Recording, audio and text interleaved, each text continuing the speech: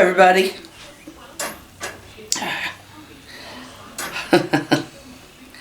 Just sitting here. It's the cool of the day. We've had some hot days here lately. It wasn't real hot during the day today, according to Joe, but right now it just feels really nice. I can hear the birds.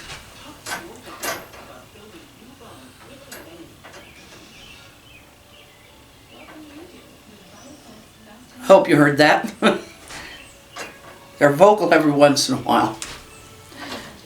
What I wanted to talk about tonight, and I wanted to talk about it from a place of relaxation. And you all know this is one of my happy spots. It's basically my happy spot. This is Mental Health Awareness Month. And there we go. This is Mental Health Awareness Month, and I haven't heard anybody on YouTube talking about it too much. Doesn't mean they aren't. I just haven't been the one to hear them. I don't know why, if it's the lighting or what, that I look so purple. But hopefully that won't be how it turns out when I... Oompa loompa me, huh? My hands look fine here, but when I look in the screen, I look purple. Anyway,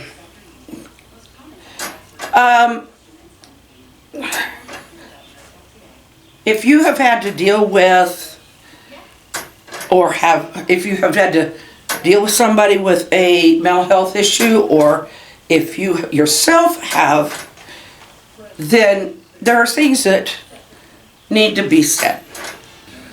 Or mental health problems does not mean you're violent, and it does not mean that you are unintelligent. Let's put it that way. I'm bipolar. Some of you know that, some of you don't. I do have a playlist that I will put one of those little eye things popping up, and about my journey with bipolar. So I'm going to be a little more general tonight, rather than go into a big long story about my particular. I was at a meeting. One of the people at the meeting was having a lot of concerns about a friend whose partner or wife was wanting a divorce, but had been acting very odd. She was getting away, she was kind of avoiding all of her friends and just talking about things in a way she'd never talked before. And then she suddenly wanted a divorce. Now, I don't know this person, but what I could mention to this friend of the friend going through this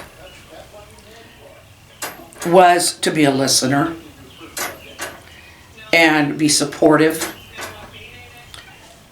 And in fact, one of the other people said, yeah, if he wants to, tell him if he wants to come over on your and scream a little bit, or just be mad and yell a little, tell him that's just fine, because they need to get it out. But yeah, if you're dealing with someone who is having a lot of issues, because I put my family through a lot, and I didn't intend to, but I did. It's when you're out of control. And I mostly wasn't able to concentrate on what they were saying. That was one of the biggest problems. I've been stable on medication for quite some time. Oh, here comes Joe. But not only does the person who is having a problem, hello dear, I'm this is Mental Health Awareness Month, so you want to chime in? I'll say it. Well, you might be able to tell them how it affects the family when one person is unable to be themselves. Well, you just got to kind of explain to them what's going on and to just try and deal with it. I mean, it's not easy. You got people telling you why you stay with your wife and that kind of stuff. And you tell them, well, it's called love. And when you do your wedding vows, you say for richer, for poor, for better, for worse. And I can't remember, is that how it goes? Yeah, that's pretty much how it goes. But that's what that means. You don't just give up on them because they get sick. You help them. You just don't leave them alone. For me, it would just be worrying all the time if she was all right and that kind of stuff. But no, you got to explain to your kids what's going on and just, or all the family actually, just tell them what's going on and tell them we just got to deal with it and move on from there. There's medication that helps. After they get stabilized, after a person gets stabilized on the medication, and they can go through life pretty decent. They might have an episode once in a while and something stressful happens, a death in the family or something that kind of affects them, but I don't know what else to say. Well, you've said it very well. And It's not, like I say, it's not easy. I was very suggestive at the time. I mean, it was very easy especially when I was in a deeply depressed state, it was very easy for somebody to say something and I would own it. In other words, well, one time Joe asked me, what do you want, a divorce? And it was like, okay, yeah, I guess. Well, we went to talk to the pastor for a little bit of counseling. And I said, I don't want a divorce. This is just the way my brain is reacting. It's, I was angry a lot. But that was, it's hard to tell. It was hard, I think, for them to tell with me when my anger was real and justified, and I could deal with it, or whether it was a part of my depression. And because that is a part of depression. And I feel like I was most angry with the lack of my ability to communicate. Because I wasn't communicating very well, was I?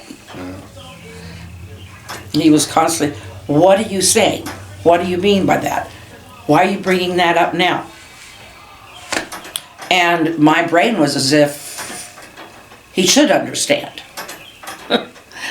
And so it's just, there's a lot of things. But when you have a friend or family member, realize that often you're going to need help as well. Or you're at least going to need a friend to listen to you, or just give you some support.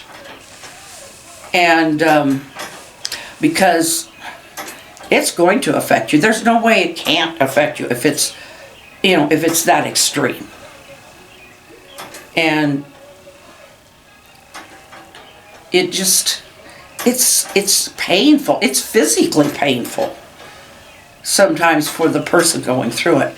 An anxiety attack can cause all kinds of pain, like chest pain and stuff, and you might think you're having a heart attack. It's not unusual for that to happen in anxiety. Now, I occasionally do have anxiety, but I think these days it's most often due to air hunger,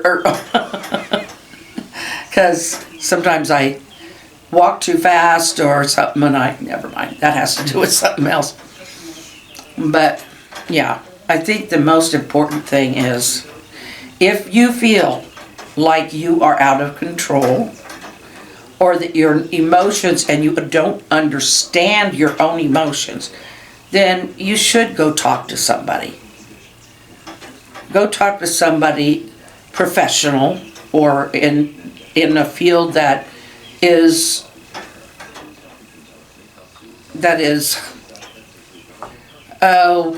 trained in counseling, like a minister. But psychological counseling is probably going to be one of your better bets. But if you're the person who is, if you can in some way get through to them, there's something wrong. You don't want to just come right out and blurt out in an angry tone, you need to get help. That's probably going to put them on the defensive. But there's ways of approaching it, and you can say, things are different lately. You're not acting the way you normally act. And at least, even if it does make them a little bit defensive at the time, I mean, in the sense that they don't want to admit to that, at least it's put that in their head. It's put that thought there. But don't say things that sound accusing. And that's hard. I realize that. That's very hard to not say things, because you need to get stuff off your chest too. That's why I say, have somebody where you can just kind of let your hair down and just spit out what's bothering you. And if nothing else, even if it doesn't help the problem at home, at least it gives you somebody that you can talk to. I don't want to, I don't want to go on and on too long about it, but it just, this is Mental Health Awareness Month, and so I have suffered with it. They've changed my medication off and on. It's pretty much so that, physical things don't manifest more, or they don't become, that I don't become so adapted to the medication that it's not really working. But I will tell you, certain medications, and they aren't all because of that, but some medications will tend to make you gain weight or not. But because it makes you hungry. But there's also the fact that I'm on some steroids that also make you hungry. So that's just my life. But if you gain some weight, don't go off the medications because of it. I know a lot of people, I have heard of people, I don't know, but I have heard of people who they feel like they've stabilized and they don't want to gain any more weight, so they just go off their meds. And it's just not advisable. For one thing, you're not cured. You can't self-diagnose yourself when you're on meds like that. He said it perfectly. I need to rely on his way of saying things more, because he does get right down to it. Because you're on those meds for a reason. You need to stay on them. That's all there is to it. See why I love him?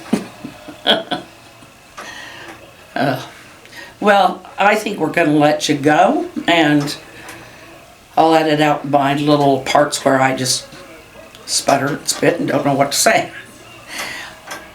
But yeah, it's easier for me to talk to out here on my happy spot, because I'm feeling more relaxed. So find a place where you can relax and get a happy spot. And, if you're having a bad day, sometimes you just have a bad day. But it doesn't mean that you've lost your ability to deal with stuff.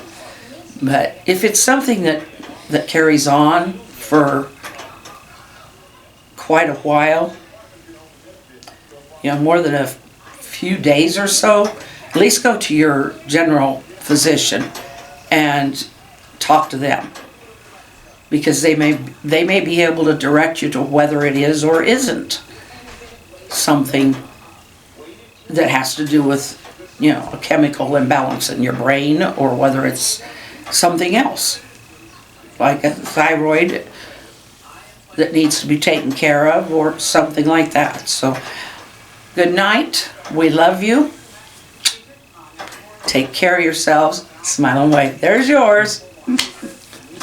Good night.